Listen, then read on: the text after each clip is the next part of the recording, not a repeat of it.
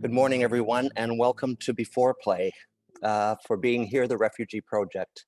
This is a very exciting morning as we haven't done a B4Play since February 1st of 2020. That was the B4Play for the Ministry of Grace.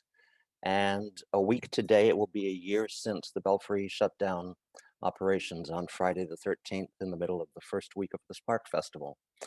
So welcome. It's great to see so many people here, and I'm sure a lot of you are the familiar faces that we would be seeing if we were all in the studio theater together. I'd like to start by acknowledging the Lekwungen-speaking people on whose traditional territory the Belfry is located. We thank the Songhees and Esquimalt nations for the privilege of living and creating on this land, which represents their culture, their language, and their identity. B4Play was designed to provide information and insight into the upcoming productions. We started it 8 years ago, and it's a collaboration with CBC Radio. Joel Bernbaum, who you're going to meet shortly, he and I, Joel was working as the artistic associate at the Belfry at the time, and he and I came up with a number of outreach activities, one of which was B4Play. And we've been very blessed to have Gregor Craigie do every one of these B4Plays for the last 8 years, for 8 years. So I'm incredibly grateful to him. I'd like to thank Keith Houghton, our technician for all of our online activities. I'd like to thank Maddie Cervantes, the Belfry's new manager of community and artistic connections, who has assembled the guest list for today. And again, I'd like to thank Gregor. Being here is in the process of being edited. As you know, we've gone from live performances to filmed productions for the spring. Being here will be the first one. We're in the process of editing it now, and it will be online and available. Tickets are available now, but it'll be online starting Tuesday, March the 16th through Sunday the 21st. And if you purchase a ticket, you can watch it anytime on the day that you purchase for, between 11 in the morning and 8 in the evening. And so, without any further ado, I would like to hand things over to wonderful Gregor Craigie. Thanks, Gregor. Thank you, Michael. It's great to be back. We all wish we were back. I really wish I was back in the Belfry Theatre, but we're just making do in the meantime. So in the meantime, it's great to be back with you virtually. And Joel as well. It's hard to believe it's been 8 years since this all started, Joel. But let's get straight to it. And Joel Bernbaum is our first guest for B4Play, an interviewer and playwright, an actor, a director, playwright, and journalist, not to mention the awardee of the prestigious Pierre Elliott Trudeau Foundation Doctoral Scholarship. Joel is a graduate of the Canadian College of Performing Arts and Carleton University, and he created the Belfry's previous verbatim play, Home is a Beautiful Word, that so many of us remember. So Joel, hello, good morning. Welcome to B4Play. Good morning, Gregor. Great to see you. And yes, it's hard to believe it has been 7 years since Home is a Beautiful Word, 8 years since the first B4Play, and this is just the first time that I've been invited into your house. So I'm really happy to see what it looks like after all these years of friendship. I hope you don't hear too much of what it's like with a dog and kids going on back and forth to soccer, but that we're all used to that these days. So we'll hope for the best. But can you tell us about being here without any spoilers? Can you give us a brief description of the production, which is on film? Absolutely. Without any spoilers, being here to me really is about being human in Canada today. It's kind of what it says, being here, whether you have lived here for a long time or whether you are coming here from a different country. What we've tried to do is assemble a diversity of stories of different refugees and their journeys to Canada and people who have sponsored them or helped them and the relationships that evolved from those contacts. And I think relationship is an important point to emphasize because essentially we, through relationships, have the choice and the agency to describe and predict and then envision and enliven the kind of country that we want to have. And so being here is a number of stories that come together in what I hope is an engaging tapestry about how we create a country. Can you take us back to the start, Joel? How did this this project originate? How did it all come about? Absolutely, great question. It goes way back actually to Home is a Beautiful Word, I think, and the entire team of the Belfry theater staff and myself and Michael Shamata, who is the director, of course, and dramaturge of Home is a Beautiful Word. When we engaged with that project, I think we all saw the true power of verbatim theater, or making a play out of the transcripts of interviews. And when that project was finished, some time had passed, and then Michael called me up in his very generous way and asked if I would be interested in taking on another project, this time about refugees. And this was over 4 years ago. And initially, the idea was to do a play about Syrian refugees specifically, because, of course, we all know that was a very prominent story at first. But we quickly realized that traditional media like the CBC and other news outlets were doing a very thorough job of telling the story of Syrian refugees. And so we broadened the lens on the project, and I started doing interviews not just with Syrian refugees, but with refugees from other countries. And the project became more about the question of who gets into Canada and who doesn't. And we found that a very compelling question. But then we decided to broaden the project even one more step and look at the lens of, well, not only who gets in and who doesn't, not only how people get here, but what about the people who are in Canada who are connecting with these people, either sponsoring them or helping them? And that relationship element, I think, has added an important thread to the story. And so it's been over 4 years of doing interviews in almost every province across the country. And as I expressed to the Belfry when I did Home is a Beautiful Word, both to Michael and the entire team who has supported this project, I can't express my gratitude enough. It has changed my life to embark on this project. Can you tell us a bit more, Joel, about verbatim theater, and people who saw and know about Home is a Beautiful Word will know a fair bit about it, but I wonder if you can give us an idea of exactly how the quotes, the transcripts translate into the final piece, and how you go about putting it all together. Verbatim theater, as I mentioned, is a fancy term for making a play out of interviews or the transcripts of those interviews. So just the nuts and bolts logistics of what I did is I would sit with someone and interview them, whether it was a refugee telling me their story about their journey or someone who would sponsor to help them here in Canada. And I would record that interview.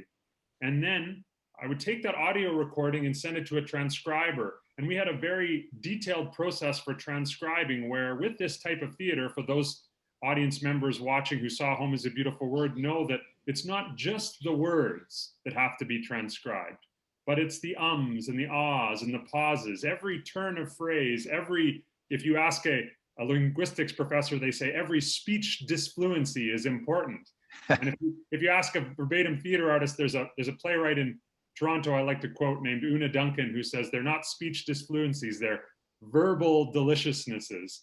Because really, for any of us that work in journalism or in theater, we know that the content of one's character is transmitted and communicated so much through the energy and the presence of being, as well as the words we actually say. So we would send those recordings to the transcribers. They would transcribe them in a very careful way, and we would get those transcripts back and then start to edit them into a script. I have to say, Joel, I like both terms, speech disfluency and verbal deliciousness. Is that right? Absolutely. Yeah. Okay, I'm going to have to remember both of those.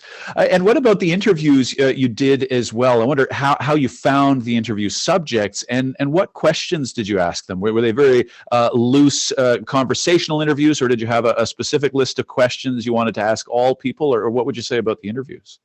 A question about questions. It's almost like you have a journalist training at Gregor. One thing that we did with Home is a Beautiful Word was think of it as a kaleidoscopic view of the community. So when I was doing interviews in Victoria for that project, I spent a lot of time actually walking and driving around the community and doing interviews with anyone possible. This project was a little bit different in terms of the methodology. because we knew we wanted to talk to refugees and the people who were helping or working with them. And so the interviews were a little more targeted.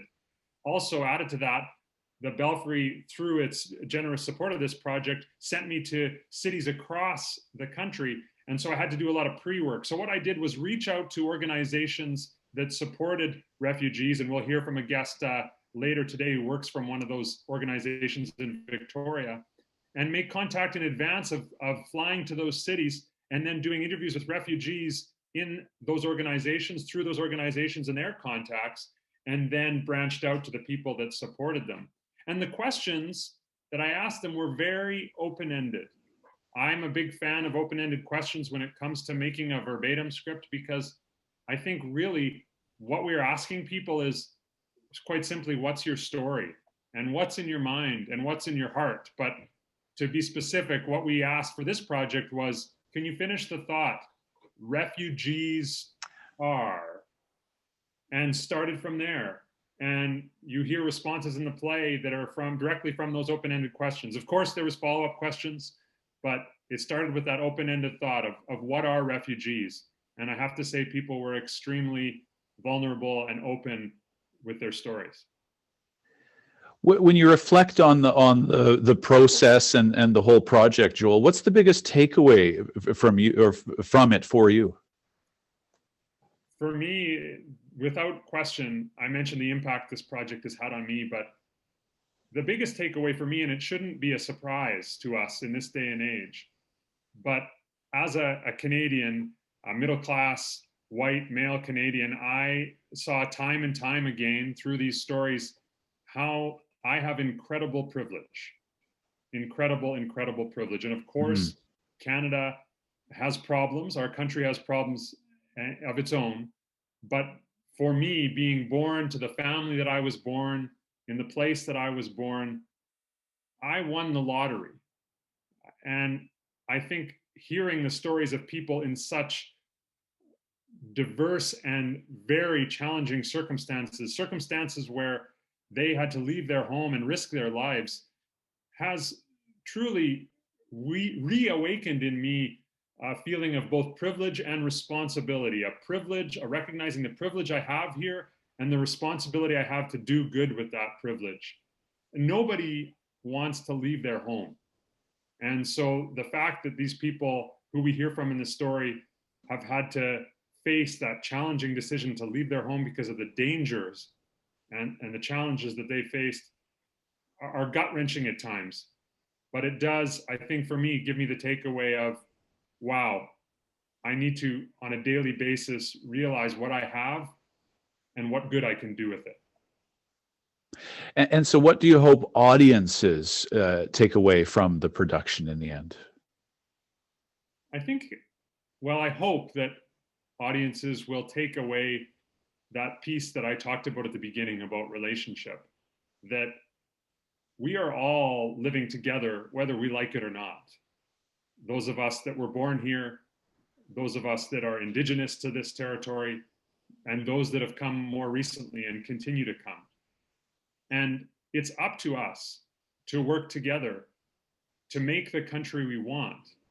And I think theater at its best, to paraphrase my mentor, Michael Shamata, who I know is paraphrasing another mentor when he talks about this, but at its best, theater takes people a little further down its path of understanding the world around them. And so if people can think and feel a little more about refugees or their neighbors or their fellow citizens, maybe we can, through our hearts, connect to each other in a more relationship-oriented way and build a stronger and more empathetic country. Joel, thanks for this. Thank you for joining us for this B4Play and for starting B4Play 8 years ago. It's so good to talk to you again. Great to see you, Gregor. Hope we can be in person together soon. Yeah, me too. Joel Bernbaum is an actor, director, playwright, and journalist, and the interviewer and playwright behind Being Here. Our next guest is Ghazal Azarbad, who is an award-winning actor born in Mashhad, Iran. She's a graduate of the UBC BFA program and the Soul Pepper Academy. Ghazal has performed on stages all across Canada. She's devoted to the art of storytelling in whatever form it takes, whether it's stage, camera, writing, singing, moving, or simply conversing. There's no greater joy for Ghazal than the art of creating and sharing stories. Ghazal, good morning to you. Thanks for joining us on Before Play. Hi, good morning, Gregor. Thanks for having me.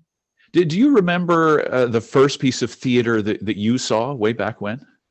Yes, I was 12 years old. I had just moved schools, and my previous elementary school didn't offer a theater program, but my new school did. And so the spring musical they did was Newsies. And I remember I watched the 8th grade class do this production of Newsies, and the two leads were just so together and they had such good chemistry. And I remember something in me just awoke and I was like, I want to do that. It was a good production for middle school. It was great. But I mean, that was the spark right there, was it, at the early stage as a 12-year-old for you? Definitely, yeah. And so when did you decide to become an actor? Was it right then, or did it take a little longer before you made the conscious decision and thought, this is what I'm going to do with my life?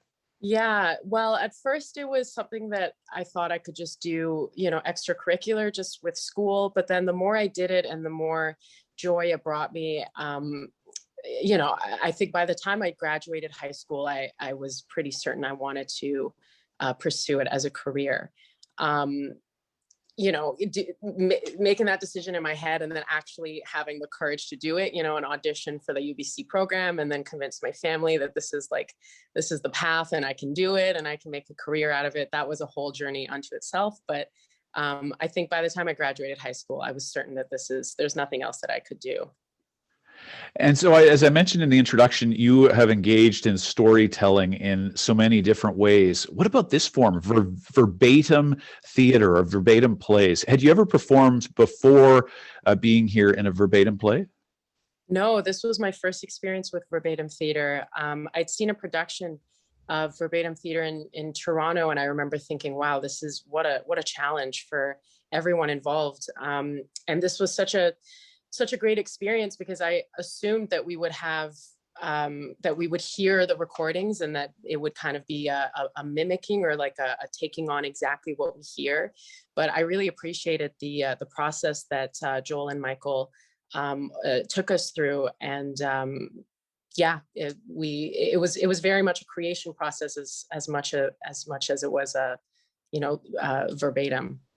Can you tell us a bit more about that process? How did you do it? How did you go? How did you start and move along the process to decide on what would ultimately be in there? So it was, for any process, I definitely approach it through text-based, what's on the page and really sticking true to what's on the page. And this was no different.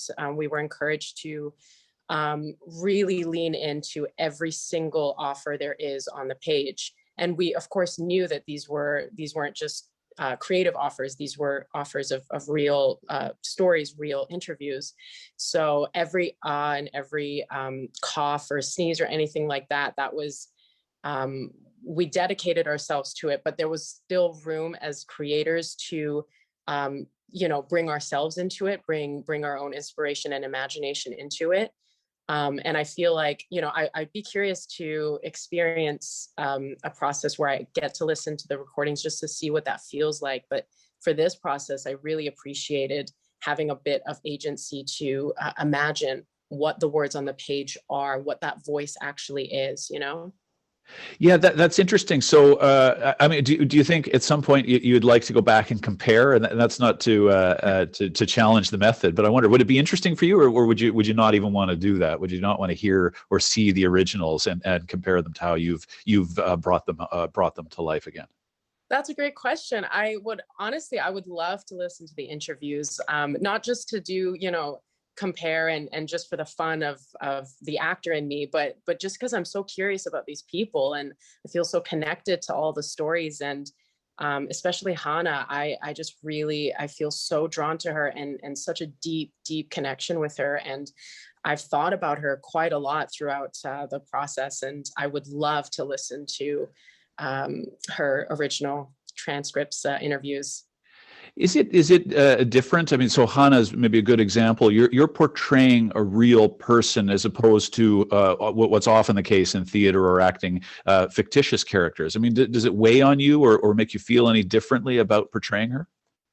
It absolutely, I definitely felt the weight of it in my hands. And I wanted to, I wanted to hold it with as much integrity and honor as I could. So, it didn't weigh on me in the sense of there was too much pressure, because I felt very encouraged by Michael and Joel, and there was a lot of breathing room for us as artists. But yes, to your point, knowing that this was a real person, knowing that this was their real story, potentially they would be listening to it eventually. And also the story itself is so weighted that, yeah, I definitely felt like I need to handle this with as much of my attention and care as I possibly can. As you were preparing for, whether it was for Hannah or the others, did you find yourself at any point wanting to ask them questions or clarify or what have you? I wonder if that impulse was in you as you went along and became familiar with the characters and the lines and so on. Absolutely, yeah. I wanted to know their relationship with, some of the people they talked about. I wanted to know more about the dynamic, the relationship between, just an example of Mom and Omar with Hannah. There's a scene that you'll see, and I wanted to know more about Hannah's perspective on that interview. Yeah, there was curiosities all over the place. I kind of wish I was Joel. I wish I was there. I wish that I could have experienced this. But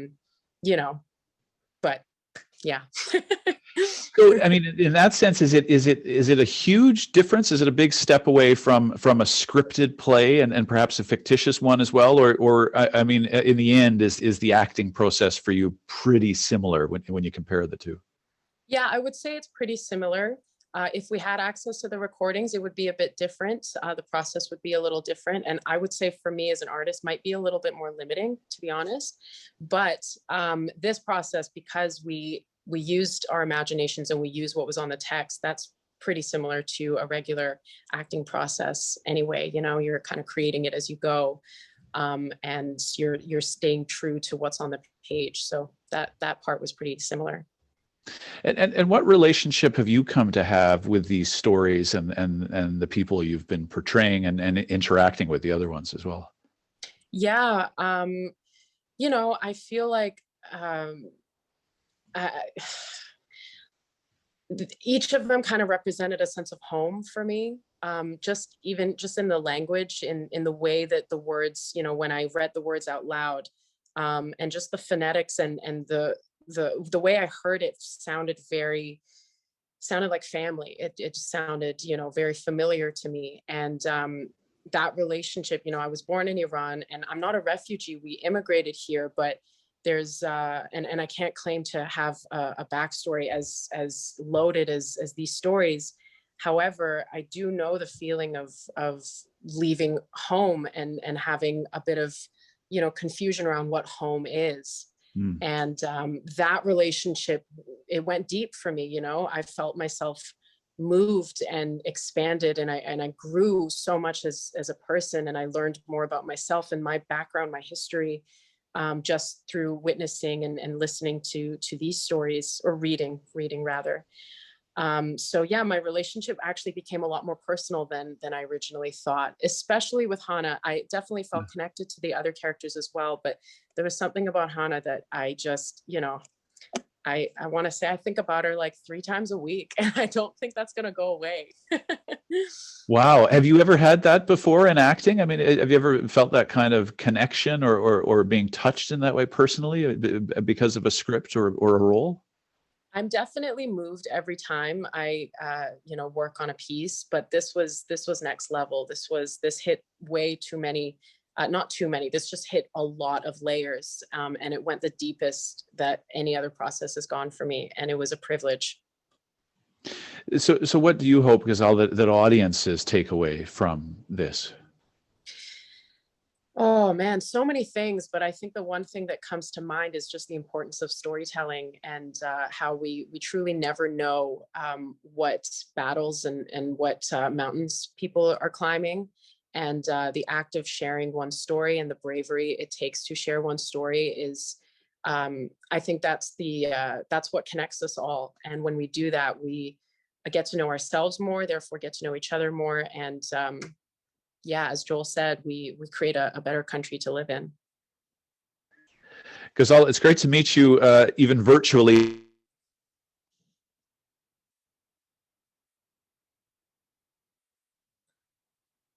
You cut out there, but I'm assuming that was a send off. I'm not sure what's happening with my internet here. Gazal Azarbad is an actor, creator, and storyteller, and is appearing in Being Here at the Belfry Theatre. Our next guest is Sabina Lehrer, the private sponsorship of refugees manager with the ICA, the Intercultural Association of Greater Victoria.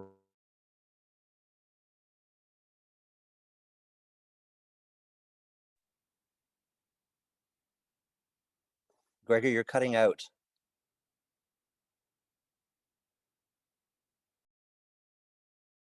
On resettlement from 2017 to 2020, and has served as advisor to the Global Refugee Sponsorship Initiative to assist other countries exploring refugee sponsorship initiatives.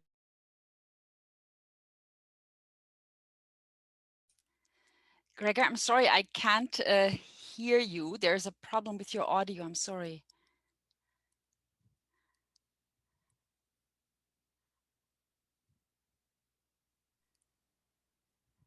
Keith, can you help us at all?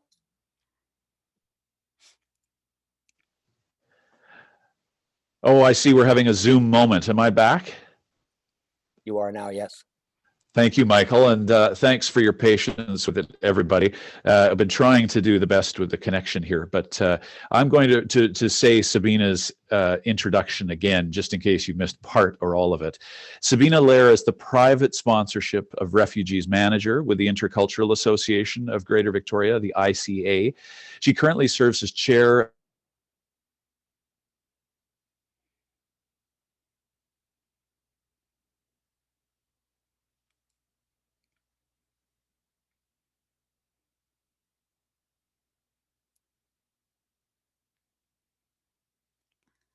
sponsorship initiative, which tries to assist other countries who are exploring refugee sponsorship initiatives. Sabina, hello. Hello, Gregor. Thank you very much for the introduction. There was still a little bit of a problem, but hopefully we'll get through it. Thank you for having me here this morning. It's nice to see you again. Can you explain your role, first of all, at the ICA? Sure, yeah.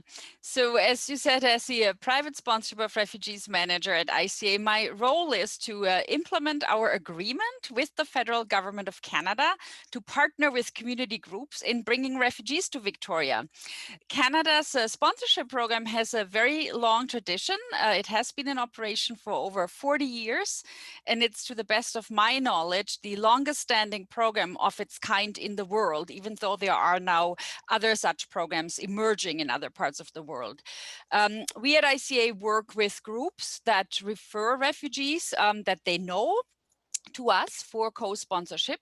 And we also work with groups that don't know any refugees and whom we match with refugees that are referred by the UN Refugee Agency. And I work with these sponsorship groups all the way from the identification of that refugee family or individual that we want to sponsor, and all the way to the end of sponsorship, which occurs 12 months after arrival of the person or the family in Canada. And, you know, sometimes people think it is a one-year process because there's often this talk about the one-year sponsorship, but in reality, it is much, much longer than that. Well, maybe you can give us a bit of background overall locally, Sabina. What's the response been like in the last 5 or 6 years? Do you have a sense of how many refugees? Yes, Absolutely. So between 2015 and the end of 2020, almost 1,150 resettled refugees arrived in Victoria. And of these, just under half were government-assisted refugees, and the others were privately sponsored. And so as these numbers show, there has to be a solid response in the community to the arrival of these refugees. And the response has been overwhelmingly really positive. If we imagine, with all these privately sponsored refugees, that probably over 5,000 persons were actively involved in bringing them to Victoria. And then there's all the other community members that have been incredibly and indirectly involved in facilitating the starting of their new lives here in the community. I mean, there's always some questioning voices, that's normal, but overall, the response has been incredibly supportive. So for example, just to give the audience a little bit of a sense of what that looked like, the support, landlords that were helping to provide housing to refugees and often, rented to people that by definition didn't have rental references from Canada, which are normally required, or employers offering jobs in particular to newcomers with refugee background, or once they were here, volunteers outside of the sponsorship groups who wanted to get involved and offered their help, in certain areas like language support. So it's been incredibly supportive, the whole community. Can you give us a sense, Sabina? I think one of the questions, I'm guessing one of the questions you get a lot, and I know as a journalist we get this a lot, is what is the difference between private sponsorship and government sponsorship? And is there also some kind of hybrid or blended version in between?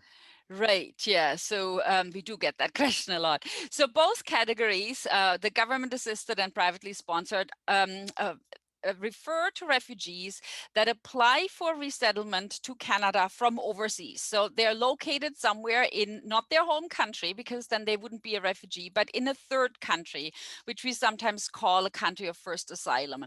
And rather than making a refugee claim here in Canada, because that's of course also something we read a lot about, they make their refugee claim overseas at a visa office.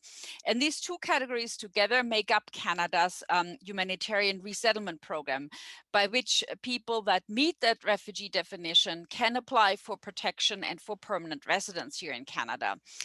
The government-assisted refugees are referred to the Canadian government by the UN Refugee Agency. And our government, then, the federal government, decides where these refugees will go in Canada. We call that destining. So basically, they're figuring out their destination in Canada. And so there are a limited number of cities that are welcoming these government-assisted refugees. And the requirement is that there's an agency that has an agreement with the federal government for the support of those refugees. And my agency, the Intercultural Association of Greater Victoria, has such an arrangement with the federal government. And so in those cases, the government pays them their startup monies that they need, and then they give them 12 months of income support for things like housing. And the ICA helps those refugees finding housing, introducing them to their community, applying for all those things like, medical health insurance, helping them open bank accounts, ongoing psychosocial supports, and so on and so forth. And then for privately sponsored refugees, in most cases, all of these support functions are fulfilled by private citizens. They have to raise the necessary funds in accordance with a budget that we agree on based on the number of people that are being sponsored. And they also provide this 1 year of settlement supports to the newcomers. And then there is a blended model, like you were saying, where the government essentially selects the refugees based on UN referrals, and then we match them with sponsorship groups. The government provides some level of funding for those blended models, and then the sponsorship group provides the remaining funds, and they provide all of the settlement supports that are not financial. And so you are supporting both refugees, refugee families, and sponsors. And how do you do that? How do you support, Sabina, sponsors for the role they're about to play in the lives of these newcomers? This is no small task, is it? Yeah, no, it's not, for sure. Yeah.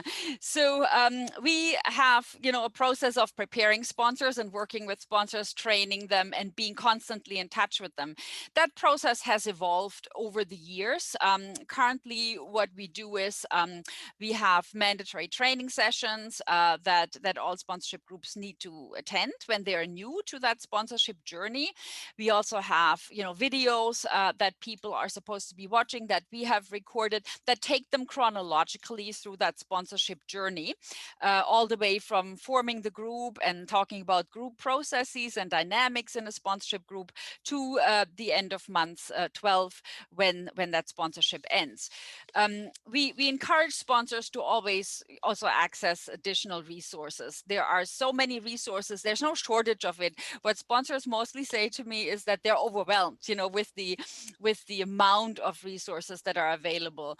For example, there is a national training program which is funded by the federal government that conducts regular webinars on topical issues and makes resources available. So it's more that there is too much than too little, and then often sponsors come to me and try to figure out what's really important to know.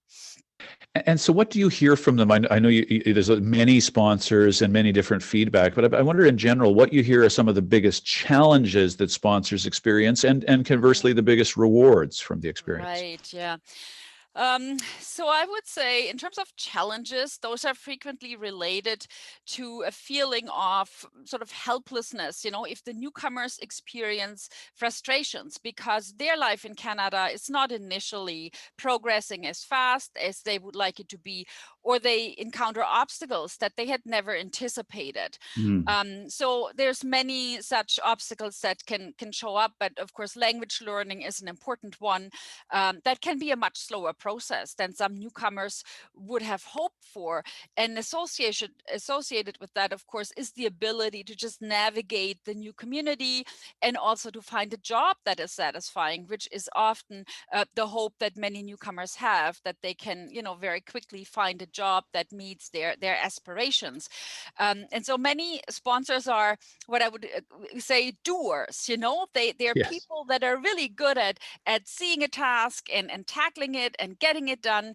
And it's much more challenging for them to deal with the emotional ups and downs that newcomers may be experiencing because there's no quick practical fixes, right, for those sentiments. But on the rewarding aspects, so in terms of a moment, right, I would say it's definitely the point of arrival, right? After such a long waiting period, it is really such a small moment in time, but it is so pivotal for many people going to the airport, and finally meeting and greeting that person or that family that they've been waiting for such a long period of time. That's just amazing for many people. There's many other rewarding aspects that are often related to joyous moments, in the lives of the newcomers, reaching new milestones, for example, mastering one level of English and going to the next level, or finding a job that works well for them. And so usually, sponsors kind of live vicariously through these joys that newcomers might experience.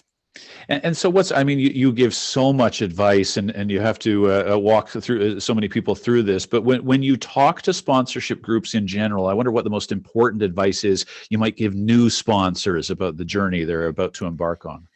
Yeah, so in our training sessions, we talk a lot about managing expectations on all sides. That goes for the newcomers, the sponsors, me as the person who's overseeing the sponsors.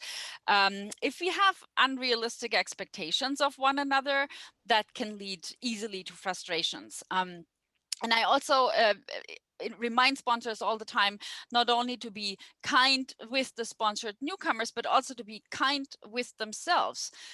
Most things that don't quite go according to plan are not anyone's fault, so to speak. They are just what they are. And we need to realize that we're dealing with complex human relationships, and the best laid plans do not always prove to be feasible. So in order to deal with that reality, I always remind sponsors to prepare for the unexpected, to plan, but not to overplan. There has to be room for flexibility and for adjustment in the moment, as sponsors and newcomers get to know one another better and co-create that joint space in which they are working together and interacting through the sponsorship. I want to ask you finally about the impact of the last year. How has the COVID-19 pandemic affected refugee sponsorship in your observations? Yes, yeah. So the pandemic has impacted the refugee sponsorship on multiple levels. As we all know, there has been a general border closure in effect since mid-March of last year. There are certain exemptions, but for refugees, those that apply from overseas, the only current exemption is that those who had already been approved for a visa to Canada by the middle of March could travel here. And of course, they were subject to all the regular public health measures like the 14-day quarantine, and most recently that 3-day quarantine and testing at the airport of arrival. But because of this limited exemption, we anticipate that there will very soon be few refugees left globally that meet the exemption, making travel to Canada basically impossible, even if they have passed all other checks. There's also still countries in the world from where travel is not possible, even if the refugees meet the exemption criteria, and that has to do with conditions in those countries. On a practical level, for the supports that refugees are receiving from their sponsors, it's been much more difficult for sponsors to provide those supports in a way that is compliant with public health orders. And, as we said earlier, and Joel mentioned it, the whole sponsorship experience is a relational one. So you can imagine that it doesn't work well at a time when all social relations outside of one's household are prohibited to enter into this kind of relational space with the newcomers, who often have lower computer literacy than the average Canadian may have. And it's really challenging for them to connect with their sponsors through virtual platforms. Maybe to say finally, from a much broader perspective, the demand for sponsorship continues unabated, and I would say, if anything, demand has risen as many refugees globally have seen their livelihoods in their country of residence collapse due to the pandemic. Many activities that they were engaged in the informal economy on which they rely have been curtailed to curb the spread of the virus, just like we have done here, with the lockdowns in the economy. And so in that way, the pandemic has made the already most vulnerable segments of society in those countries even more vulnerable. And so for many, resettlement to a third country like Canada remains the only hope for a more livable future for themselves and for their children. Well, thank you, Sabina. It's a good reminder, as Joel was talking about, perhaps of some of our privilege, as difficult as the pandemic has been. We're still so much better off than others. Very good to talk to you again, Sabina. Thank you for joining us at B4Play. Thank you so much. This is B4Play for the Belfry Theatre, the virtual version, courtesy of Zoom. I apologize that you're not seeing my face, that you're just seeing my name, but I think I'm having a much better connection here by minimizing the video. And after all, I work in radio anyway, so it's not like you're missing much, frankly. But we're going to go to our final guest now. Nancy Clark has been good enough to join us at B4Play this morning. Nancy is a researcher at the University of Victoria in the School of Nursing.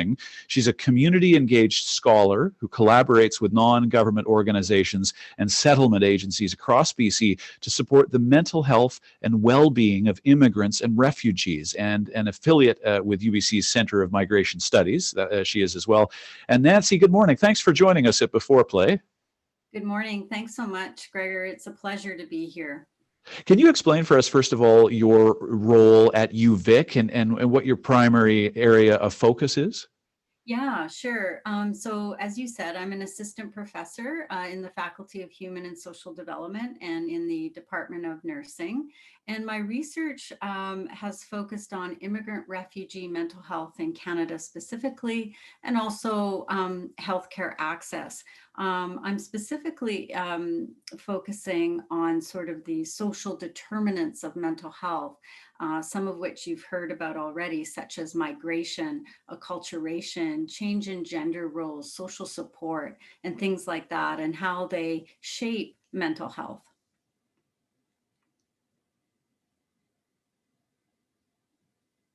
And what are some of the major issues that immigrants and refugees face when they're integrating into Canadian society?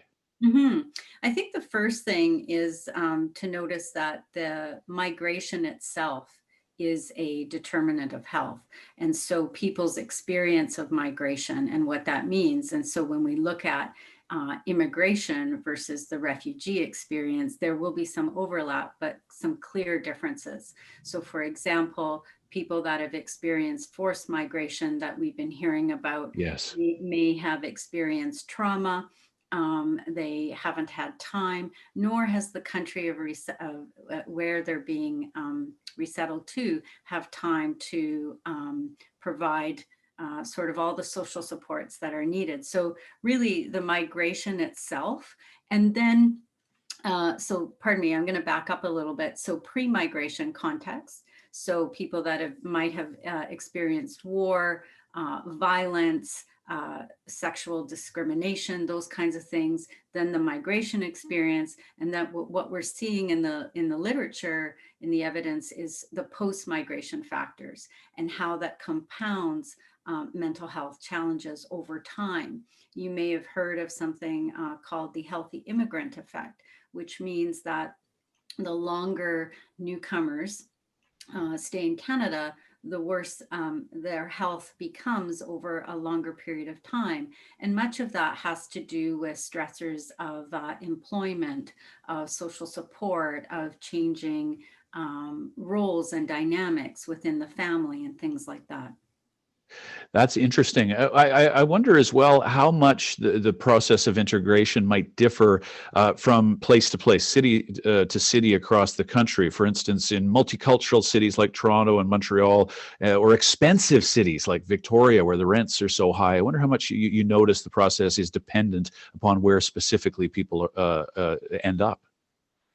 Yeah, so we know that if we think about where the majority of newcomers are going, both immigrants and refugees, they are resettling or being destined to major cities across Canada, and the key provinces being Ontario, Quebec, Alberta, and BC. BC specifically is around third or fourth. It varies year to year, but we're high up there too. And so your question comes back to the context in which people arrive and are resettled, and then also the reception, the community response. And so being in an urban context doesn't necessarily make it easier. There's different, it really goes back to who the immigrant or refugee group is. Is it necessarily easier to find employment or access to healthcare in an urban environment? Well, it depends. It depends on whether or not the group has the health literacy, the social support, and the resources there. Some people find that actually being in a smaller, mid-sized community might actually be more supportive, but at the same time, the resources that exist when people arrive may or may not be limited. So so the verdict is kind of, I can't really tell you. I would say it depends. Do you have a sense of how it's gone in the last 5 or 6 years here in Victoria? I mean, what might be the retention rate for people here in Victoria staying versus moving on, for instance? Yeah, I think my response to that would be going back to what Sabine was talking about looking at, for example, if we're talking about refugee groups, sponsored groups may tend to have increased social support and social networks because that is the whole nature of sponsorship versus government assisted refugee groups may have a more difficult time because they're not arriving they're not being reunified with families necessarily. So they're by themselves. So what makes people stay and what makes people go? We certainly know there's been research to show that people move because they want to reunite with family that might be across Canada, for example. And also people experience secondary migration or third level migration within Canada due to employment. So those are kind of the main factors that would cause people to stay or to go. What about the experience you've had with NGOs, non-government organizations, and settlement agencies across BC in terms of supporting the mental health and well-being of refugees in Canada? What have you found about these assisting agencies? I would say that across Canada and BC in particular, we have an extensive network of not-for-profit organizations in the settlement sector who provides an extremely important role. So for example, in Victoria, the Intercultural Association, ISS of BC, in Vancouver, Options in Vancouver, Mosaic, all of these settlement not-for-profit organizations provide an extremely important role in supporting both the mental health and overall well-being of newcomers. And I would argue that they are often the first point of contact of care. So providing legal advice for families that might be experiencing and women that might be experiencing domestic violence, providing trauma-specific services. So for example, VAST, victims of survivors of torture, as well. So the settlement sector is very, very important. And I would also say that, you know, what supports our newcomer communities is that relationship that the settlement sector has with the public health and with the primary healthcare system as well.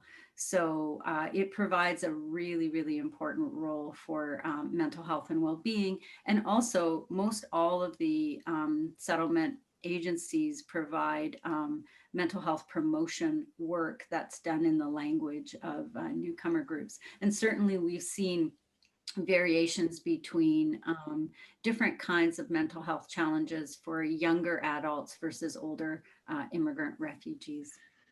I don't know if you can comment on it, Nancy, but do you think, are there enough of these agencies operating? I mean, I think here in Greater Victoria, and correct me if I'm wrong, but I think it's only ICA and the Anglican Diocese that are helping sponsorship groups. So I wonder if you've been able to quantify whether there's a greater need or if that's keeping up with the numbers of people that are coming and needing assistance.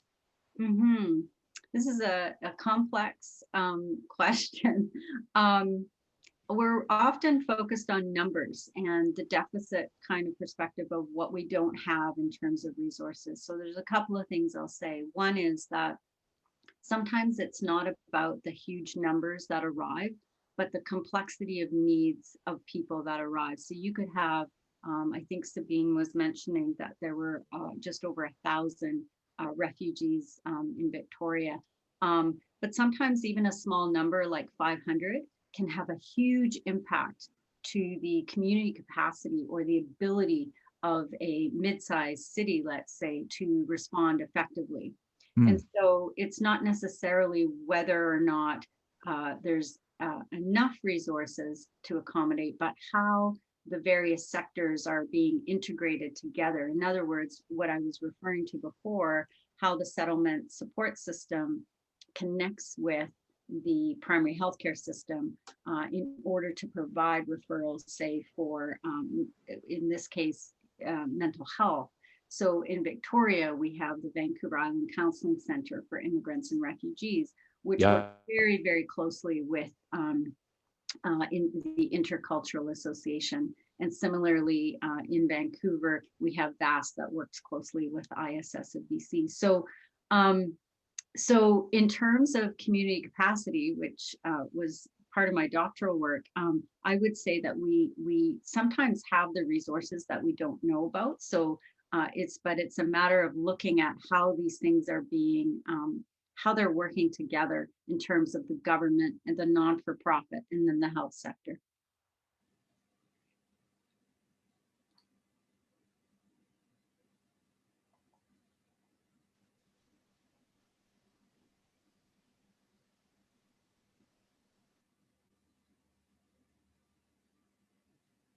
Hi, Gregor, I'm not hearing you. My apologies, Nancy. I think I lost you for a second, but I wanted to ask you about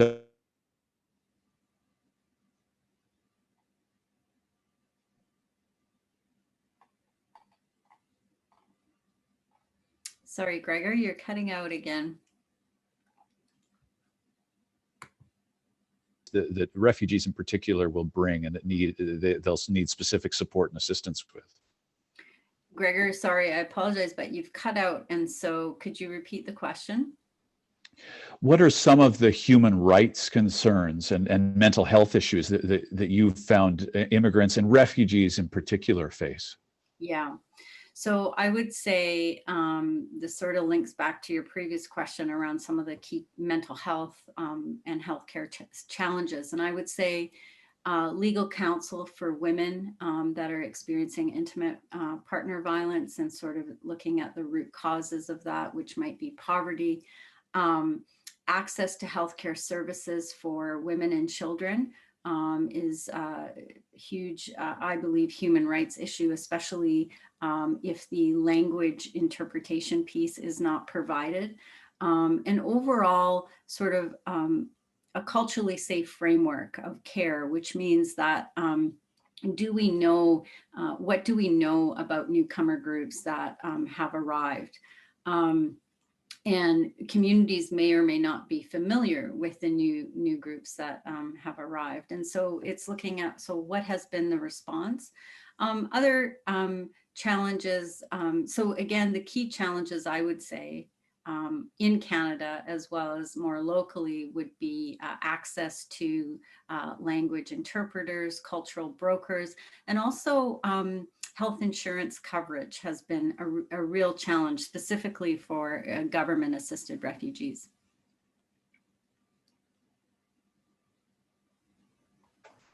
Well,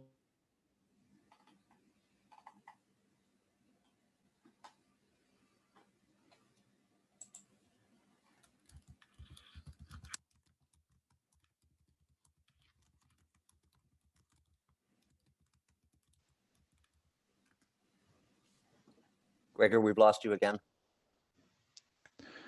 well, I'll give it one last college try. My apologies, Michael and Nancy. Thank you for joining us on B4Play. It's making me miss the in-person B4Play event all the more. But thanks for bearing with my lack of connection. I'm going to give it one last college try. We'll see how long this lasts. You might just get me in a comically frozen pose. No, you're good. You're good. Michael, thank you for hosting this, and thanks to everyone, Keith and everyone at the Belfry for doing this again. Normally, I would remind you that the box office is open on the way out, but what do you think, Michael? Should people be going to belfry.bc.ca or what? Yes, absolutely, Gregor. Thank you. Yes, there's lots of more information about the play, about being here, the Refugee Project, on our website, as well as a link to ticket purchases. And once again, the film will be broadcast Tuesday, March the 16th through Sunday, March the 21st. And people can watch it anytime during that day between 11 a.m. and 8 p.m. And thank you to our guests, Nancy, Sabina, Ghazal, and Joel, and Gregor. A special thank you to you for today and for the last 8 years of B4Play. Thank you, and thank you to everyone who's attended today. We appreciate your support.